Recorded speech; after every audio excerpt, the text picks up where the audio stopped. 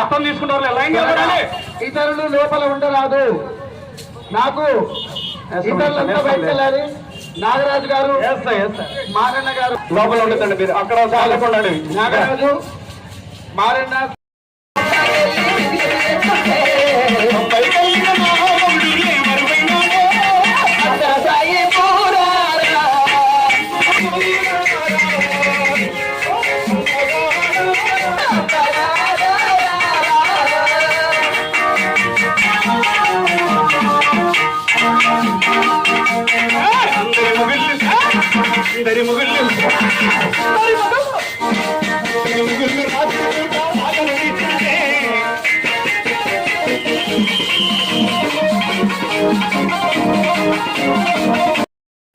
మనలా ఉంటాడు, చూడలేస్తారు, మనలా తింటాడు.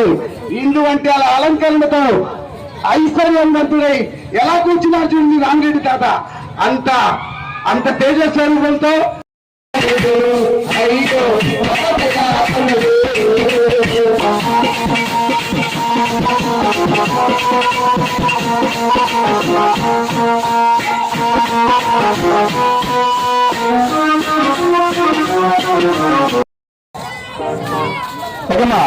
మీరు టీవీలో పడుతున్నారు బాబు, చిన్న జాగ్రత్త ఆడుకోండి.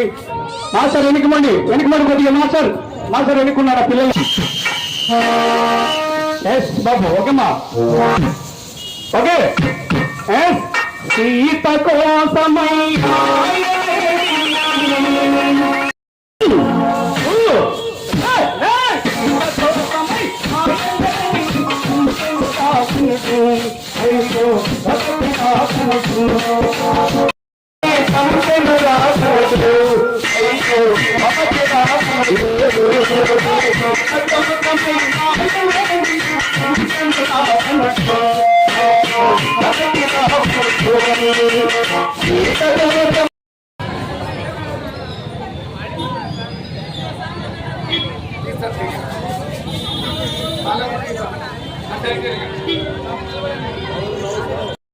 కృతజ్ఞతలు తెలుపుకుంటున్నాను.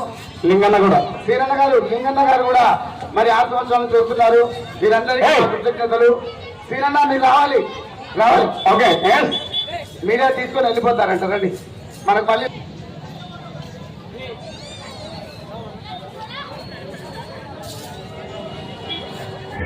ఈరోజు శ్రీ శ్రీ అవధూత రామిరెడ్డి తాత నెల తిరణాల 32వ ఆరాధన నెల తిరణాల మహోత్సవం మన కల్లూరు ఎస్టేట్లో ప్రతి సంవత్సరము ఇప్పటికి 18 సంవత్సరాల నుండి ఏకతాటిగా రాంపల్లి శ్రీ చకభజన బృందంతో వేలాది భక్తులతో తండోపతండాలుగా మేళ తాళాలతో బాజా భజంత్రీలతో చక్కభజన కోలాటాలతో మన రామిరెడ్డి తాత తేరు తిరణాల మరి బ్రహ్మదేవుడు రామిరెడ్డి తాత విష్ణుమూర్తి సాయిబాబా మహేశ్వరుడు నీలకంఠ నాయన గారి కాంచ విగ్రహంతో పాటు ఈ సంవత్సరం శివపార్వతులను కూడా కూర్చోబెట్టుకొని మన ఎస్టేట్ పురవీధుల మీదుగా Bhagavan Nagar, police colony, Venkata Chalapathi Nagar, Chintalamandi Nagar, Chennamma circle దాకా మరి రామిరెడ్డి తాత గురుస్థానం దాకా చెక్కబదిన కోలాటాలతో ఈ రంగరంగ వైభవంగా ఈ రథ మహోత్సవాన్ని జరుపుతూ ఉంటాము.